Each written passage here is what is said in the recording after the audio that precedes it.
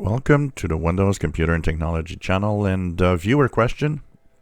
On Windows 10, you might have noticed, especially if you use the full search bar, that there's some icons and some things appearing on the right side of it that actually bring you the Bing, kind of a Bing page, which is kind of annoying.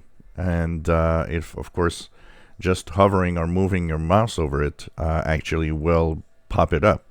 So what happens is that it shows you the last search and so on, and it shows you weird trending searches.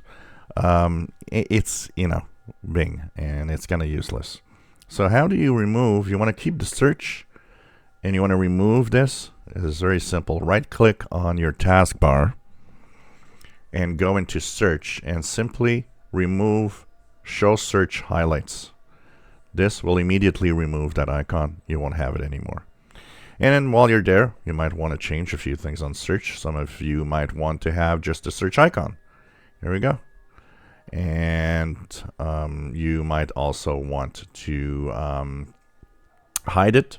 So everything is in here. You right-click on your taskbar, you go into the search, and all the options for search are here. So depending on what you want to do, this is where it all happens.